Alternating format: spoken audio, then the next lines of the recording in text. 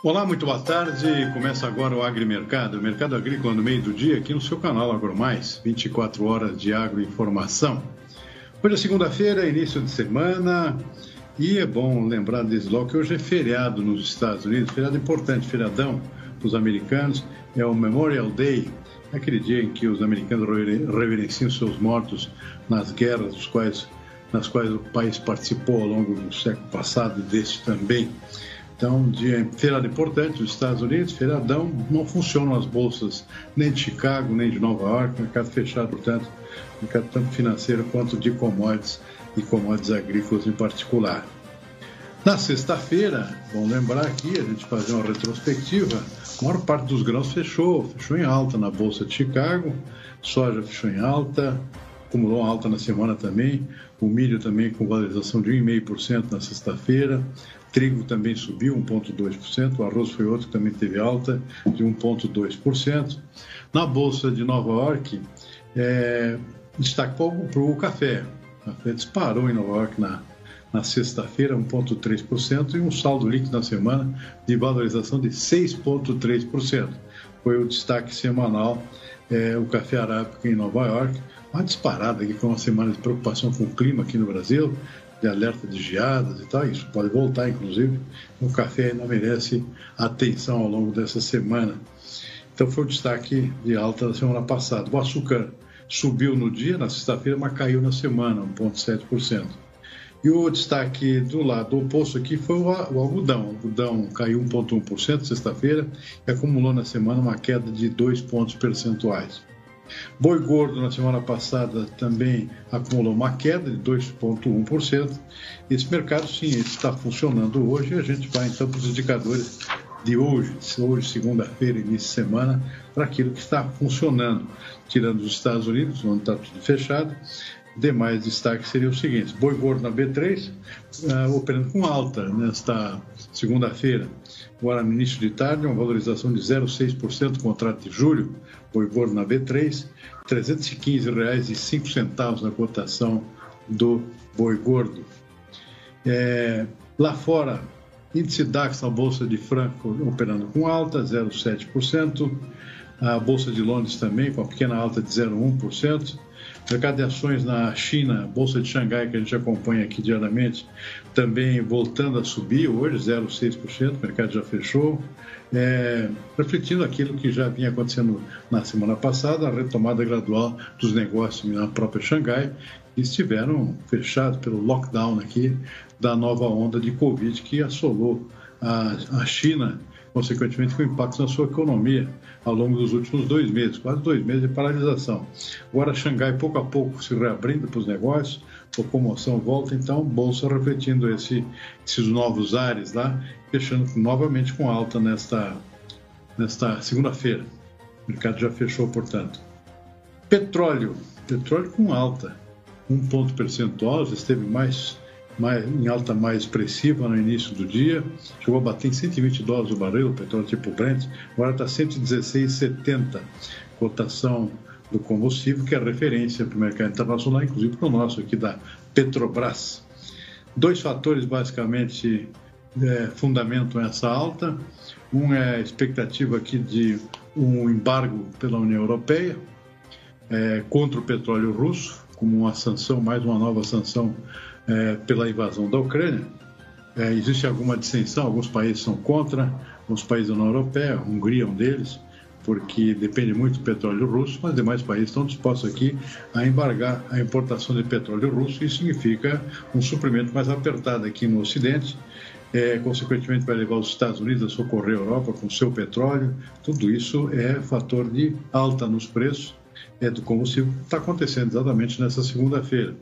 Um outro fator que está impulsionando os preços do petróleo é a própria retomada da economia chinesa, a reabertura de Xangai para os negócios, significa maior locomoção de pessoas, consequentemente de automóveis e de veículos de transporte coletivo, etc.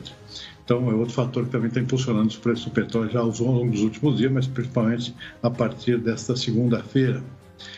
E, por fim, aqui o nosso mercado financeiro aqui no Brasil. Está funcionando, embora muito dependente de Nova York, tanto o mercado de câmbio quanto o mercado de ações, Mas o mercado se virando aqui, o dólar operando com leve queda de 0,2% nesse início de tarde, R$ 4,73 é a cotação da moeda americana. E o índice Bovespa, que abriu em alta, inclusive na B3, agora virou, está com queda também, 0,8%. O comportamento do mercado de ações aqui na B3, o índice Bovespa, menos 0,8%. Dito isso, não temos mais nada com relação ao mercado, porque hoje é feriado nos Estados Unidos, recapitulando o que a gente já citou no início. Portanto, o mercado meio parado também no físico. O mercado físico aqui muito dependente das cotações para o nosso agronegócio das bolsas de Nova York e Chicago, também andando devagar nessa segunda-feira pela falta de referência externa. Bom, dito isso, vamos para a nossa entrevista ao vivo desta segunda-feira, que é outro assunto importantíssimo, é a preocupação com o clima. Clima que, pelo que você sabe aqui, vai ter uma virada forte essa semana, inclusive com possibilidade de temperaturas negativas no Rio Grande do Sul, chuva e depois frio. Bom, quem vai nos contar isso com maior propriedade é Alexandre Nascimento, que é agrometeorologista da Rural Clima. Está aqui para nos contar o que tem de novidade em termos de clima nesta segunda-feira e nesta semana que está começando. Alexandre, muito boa tarde, muito bem-vindo aqui ao nosso programa. Conta para a gente, tem previsão de geada para o sul, é isso mesmo? E muita chuva além disso? Conta para a gente, obrigado. Olá, Silmar, muito boa tarde a todos. Olha, chuva, muita chuva. O final de semana já foi marcado por muita água no estado do Rio Grande do Sul, em parte de Santa Catarina. E essa chuva nesta segunda-feira já subiu, né, para o estado do Paraná e também para a parte aí de São Paulo e o extremo sul do estado de Mato Grosso do Sul. E essa chuva continua a semana inteira. Em relação a frio, Silmar, nós teremos aí nas próximas, aliás, já está acontecendo, né, a queda de temperatura no Rio Grande do Sul. Como eu falei, a chuva subiu para o Paraná, isso quer dizer que por trás está entrando, né, a massa polar. Só que ela não vai ter força para subir muito, não. Então, ela não deve ir além do estado do Rio Grande do Sul e também o sulzinho ali do estado de Santa Catarina. Então, nessas próximas 24 horas, a temperatura cai bastante. A expectativa de temperaturas com limiar ali, né, para a formação de geada. Porém, né, a geada não é tão simples assim, não é só olhar a temperatura, né? A gente teve aí nos últimos dias uma quantidade absurda de chuva. Estou falando de 150 até 200 milímetros, por exemplo, na região ali do Norte Gaúcho, né, a região de Campos Novos e Santa Catarina, por exemplo, né, a região serrana. Então, assim, muita umidade disponível no solo, a temperatura vai cair aí próxima a 0 grau nessas regiões, né, um pouquinho acima disso. Mas como tem muita umidade, né, essa geada não deve ser aquela geada ampla, generalizada. Tá? Então, tem perspectiva, sim, respondendo a sua pergunta, mas deve ser algo um pouco mais pontual, principalmente aí nos municípios mais altos, regiões de baixada. Né? Então, não deve ser geada ampla, quem vai ajudar é exatamente essa umidade. E como eu falei, Silmar, ela não deve ir muito além disso. Na quarta-feira, a faixa que fica restrita aí com possibilidade de geada é apenas o sul gaúcho, né, a região ali da Campanha, o sudoeste, talvez até chegando ali na região de Santa Maria, né, a região central do estado do gaúcho, mas para cima aí já, né, o que começa a aumentar de novo é a condição para chuva. Então a gente vai ter uma semana mais marcada por chuva, né, os paranaenses aí, os catarinenses já estão observando isso, e isso deve ser marcado pelo menos a maior parte dessa semana. Isso tem reflexos bastante negativos, mas também tem reflexos positivos. Né? O Sul, na maior parte desse ano, aí, teve pouca chuva por causa da laninha, que ainda continua, tá, Silmar? É engraçado, né? Eu tenho que responder isso quase sempre, né? A laninha já foi embora, perdeu força, porque está chovendo no Sul há 3 meses, né? Não, ela continua aí, mas como a gente fala aqui na Rural Clima, fazer previsão do tempo e do clima não é só olhar o meio do Pacífico, tem outras variáveis como o próprio Atlântico que são bastante importantes, né? E elas vêm aí há algumas semanas fazendo com que os efeitos da laninha não sejam sentidos aqui no Brasil.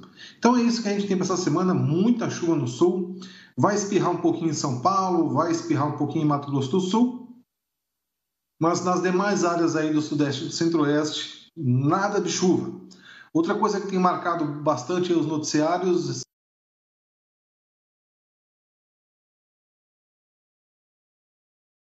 também, Silmar, infelizmente continua ao longo desta semana. A faixa leste, ali entre Sergipe e o estado do Rio Grande do Norte, tem recebido aí nos últimos dias volumes absurdos de chuva. Hoje eu falava com uma usina de cana na região da zona da Mata Alagoana. Nas últimas 24 horas, por exemplo, choveu 150 milímetros, caindo em cima de região que já foi castigada nos últimos dias. E isso persiste durante o restante da semana, infelizmente. Caramba, é muita água.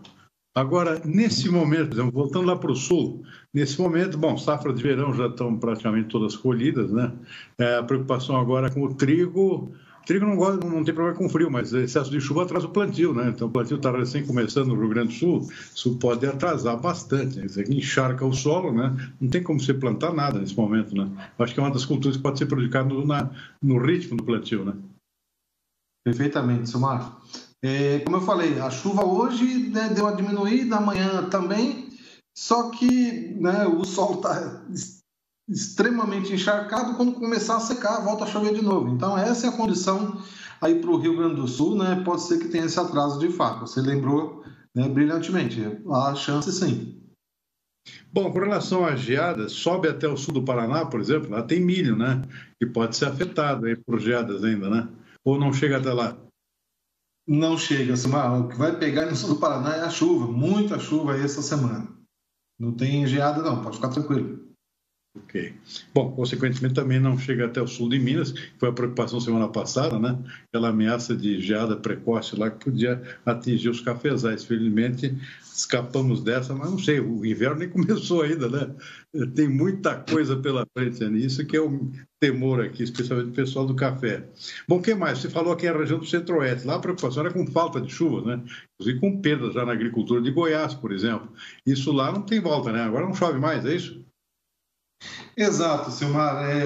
Infelizmente, né, são perdas já irreparáveis e mesmo, né, que vamos imaginar que pudesse subir uma chuva, salvar alguma coisa, mas essa época não é época mais de chuva, né? Eu tenho batido muito nessa tecla com o produtor goiano, né? Esperando aí por 30, 40 milímetros, né? Por exemplo, na semana retrasada. Maio já não é época de chuva, junho piorou, então assim, tem que acontecer quase que um milagre para né, realmente vingar uma chuva desse tamanho. E infelizmente não é isso que acontece, né? Existem até alguns modelos meteorológicos, que o modelo meteorológico é o seguinte, é uma equação matemática que, baseado numa condição inicial, tenta projetar o futuro. E existem alguns modelos que de vez em quando dão um pouco mais de umidade, o pessoal fica feliz, né? Mas, poxa, infelizmente assim, não é época para isso, né? Então, para lá, Silmar, realmente, né? Infelizmente a situação foi...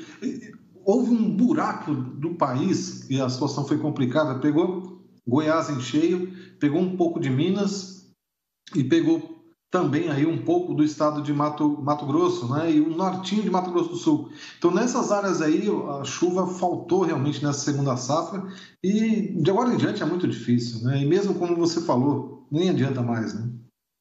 Sim. Agora, Alexandre, que informação você tem lá sobre os Estados Unidos? Lá, porque o plantio lá começou atrasado, se não me engano, por excesso de umidade, muito frio também.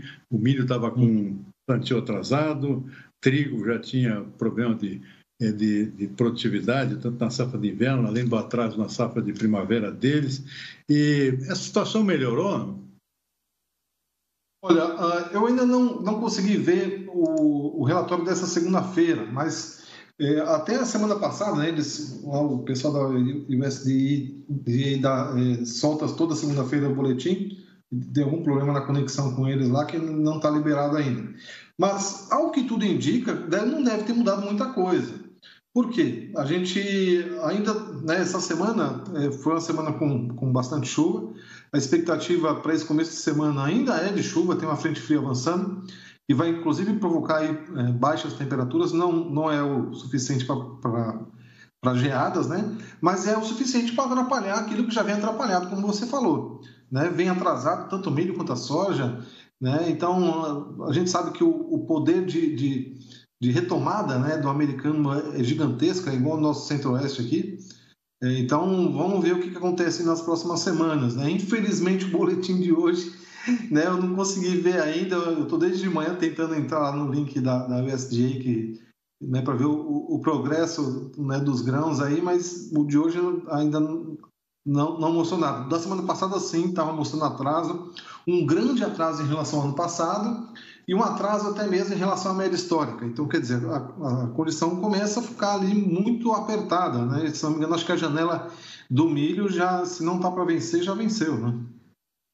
Eu estou vendo aqui agora que na sexta-feira, inclusive, os preços tanto da soja como do milho fecharam em alta, justamente porque havia previsão de voltar a chuva, né? Então atrasa mais outra vez, né? Porque já estava atrasado, podia atrasar de novo. Os preços subiram na sexta, inclusive, em função dessas previsões. Mas voltando aqui para o nosso Brasil, Alexandre, para a gente finalizar.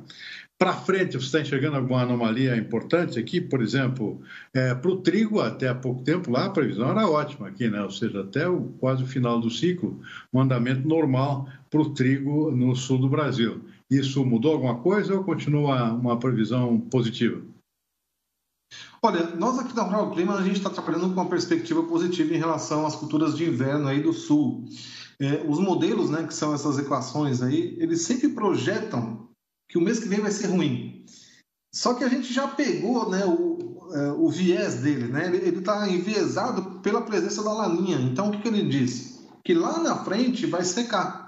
Só que quando chega o mês que vem, que era para ser seco, ele fala que é o mês que vem. Deu para entender? Né? Lá em abril, maio era para ser seco. Maio está sendo molhado.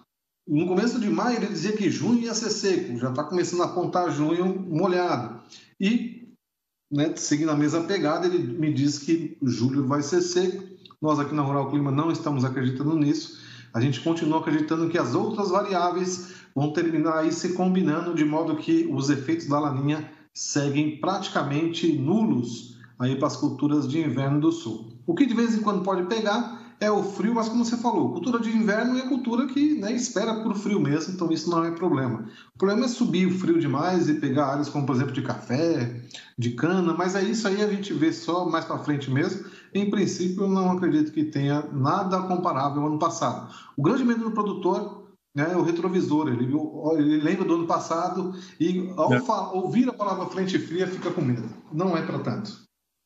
Muito bem. Está aí Alexandre Nascimento, o agrometeorologista da Rural Clima. Alexandre, muitíssimo obrigado pela entrevista. Uma boa tarde para você, uma boa semana. Até uma próxima. Obrigado, hein? Grande abraço, até a próxima. Muito bem, vamos em frente com o nosso agrimercado desta segunda-feira. Vamos dar uma conferida aqui no nosso mercado físico, começando pela soja, como é que estava o preço hoje pela manhã. Lembrando que hoje não tem bolsas, né, em Chicago e Nova York, feriado nos Estados Unidos. Então, esses preços aí são válidos ainda para o dia de hoje, por falta de outra referência, né? Estou vendo a soja aqui com altas nas praças aqui mais para o sul. Passo Fundo alta para 192,50, Cascavel também. Já no Centro-Oeste a tendência inversa, Rondonópolis com estabilidade, Sorriso até sobe um pouquinho, 0,3%. Já em Goiás, queda para 174, queda também em Dourados, Mato Grosso Sul, para 178,50. Barreiras, lá no oeste da Bahia, com alta de 0,9% para 171,50, saco de 60 quilos da soja. Como para o milho tem praticamente sem alterações, pelo menos até amanhã desta segunda-feira, ainda refletindo as condições de mercado internacional de câmbio de sexta-feira. Preço mais alto segue sendo lá no sul do Brasil, em Carazinho, R$ 94,00. E o mais baixo, pelo menos entre as praças que a gente acompanha, segue sendo Sorriso, R$ 71,00 por saco de 60 quilos. Uma diferença forte entre o sul e o centro-oeste, como a gente pode ver. Com pouco a gente vê mais informações de mercado físico. Antes disso, vamos para nossas notícias de destaque desta segunda-feira. Reunião. Bom, secretários estaduais de Fazenda da maioria dos estados se reúnem hoje com o presidente do Senado, Rodrigo Pacheco, para discutir eventuais alterações ao projeto aprovado na Câmara, que restringiu a cobrança do ICMS sobre combustíveis, energia, gás natural e comunicações e transportes, com a tarifa em torno de 17% fica unificada em todo o país. Uma boa parte dos estados não gostaram disso, significa queda na receita. Vamos ver a notícia. Na semana passada, o Comitê Nacional de Secretários da Fazenda criticou a proposta, dizendo que o texto aprovado na Câmara e que agora será submetido ao Senado pode provocar perdas entre 64 e 83 bilhões de reais por ano, afetando os serviços públicos estaduais e municipais. Como alternativa, os estados defendem a criação de um fundo de equalização dos preços dos combustíveis, já aprovado pelo Senado, mas que ainda não passou pelo crivo da Câmara. O governo federal negou que possa haver falta de óleo diesel no mercado, aí no terceiro trimestre do ano, principalmente, conforme um alerta feito pela Petrobras e também pelo sindicato dos próprios petroleiros, preocupação com o abastecimento de óleo diesel, especialmente no início do segundo semestre. Mais de 60% dos alimentos, insumos e mercadorias são transportados no Brasil por caminhões a diesel. E o país importa 30% do diesel consumido aqui. O presidente da Petrobras, demitido por Jair Bolsonaro, enviou carta ao Ministério de Minas e Energia e à Agência Nacional de Petróleo, afirmando que o estoque do produto nos Estados Unidos, principal mercado exportador para o Brasil, é o mais baixo desde 2008, e que há elevado risco de desabastecimento de diesel no segundo semestre. Em nota, o Ministério de Minas e Energia disse que os fatos relatados pela Petrobras são amplamente conhecidos e monitorados pelo governo e que se as importações de diesel fossem interrompidas hoje, os estoques, em conjunto com a produção nacional, seriam suficientes para suprir o país por 38 dias. O risco de desabastecimento se soma a outro problema, o alto preço nas bombas. Segundo a ANP, o diesel subiu 29% nos últimos 2 meses. O litro custa, em média, R$ 6,94. Numa tentativa de frear a escalada de aumentos, os deputados aprovaram um projeto que limita a 17% a cobrança do ICMS sobre combustíveis e energia elétrica. Isso pode resultar em uma queda de até 12% no preço do diesel. Mas o presidente do Senado disse que não tem pressa, só deve colocar a matéria em votação, depois de ouvir governadores e prefeitos. A maioria é contrária à redução do ICMS, pois alega que haverá perda de 80 bilhões de reais na arrecadação. Em entrevista à Rádio Bandeirantes, o presidente da Câmara defendeu a privatização da Petrobras e cobrou a empresa. A Petrobras hoje não tem nenhum viés estruturante para o país, a não ser pagamento de dividendos a seus investidores. O IGPM, o Índice Geral de Preços de Mercado, que é aquele índice que mede a inflação geral, com impacto nos aluguéis, serve de reajuste para os aluguéis, aumentou 0,5% agora no mês de maio. As informações foram divulgadas na manhã de hoje pela FGV, a Fundação Getúlio Vargas. A variação foi positiva, mas permanece abaixo do desempenho alcançado em abril, quando o IGPM foi pouco maior que 1,4%. Com o resultado, o índice acumula alta de 7,5% no ano e de 10,7% em 12 meses. No mesmo período do ano passado, o índice havia subido 4% e acumulava alta de 37%. Indicadores importantes que compõem o IGPM, como o Índice de Preços ao Produtor Amplo e o Índice de Preços ao Consumidor, tiveram recuo nas variações. Desempenhos impulsionados principalmente pela desaceleração dos preços dos combustíveis fósseis. Dá uma conferida nos demais indicadores do nosso mercado físico, começando pelo boi gordo. O preço do boi praticamente estáveis nesta manhã de segunda-feira, sem alterações nas próximas, pelo menos que a gente acompanha diariamente aqui no nosso programa. Preço Araçatuba, que é um referencial no Noroeste Paulista, R$310, não alterou. O preço mais baixo está lá em Cacoal, lá em Rondônia, R$265. No mercado futuro, como a gente viu no início do programa, o preço operando em alta, 0,6%, contrato de julho. Mas o mercado físico não está refletindo esse mesmo otimismo lá dos operadores do mercado futuro, mercado de papéis. Vamos em frente com o café. Preço do café no mercado físico, estabilidade no sul de Minas, 1.280, Cerrado Mineiro também, arábica de boa qualidade, R$ 1.290. Tem uma alteração só que é no Conilon, em Vitória do Espírito Santo, uma queda de 0,7% para R$ 720 por saca de 60 quilos. Vamos para o arroz, preço do arroz no mercado brasileiro. Olha, tem uma alta aqui no atacado em São Paulo, preço reagindo, portanto, vai acabar batendo no consumidor também. R$ 150,70 o preço do saco de 60 quilos do arroz beneficiado, arroz polido já, alta de 1,5%. Já o arroz em casca nas zonas produtoras, basicamente Rio Grande do Sul e Santa Catarina, poucas alterações. Lá em Santa Catarina, em Turvo, inalterado, e no Rio Grande do Sul, os principais pratos com alta de 0,2%. Região central de Santa Maria, por exemplo, R$ 71,00 por saca de 50 quilos do arroz em casca. Por fim, o algodão operando com queda aqui de 0,4%. São Paulo, R$ 7,80 por libra peso. O algodão em pluma, queda, portanto, de 0,4%. Bom, nosso tempo aqui se esgotou. A gente vai ficando por aqui com o nosso Agrimercado da segunda-feira. Lembrando que voltamos mais tarde aqui no AgroTarde, com o fechamento dos mercados, depois também no Consultor AgroMais, às 18h30, com as demais notícias desta segunda-feira. Uma boa tarde e até mais.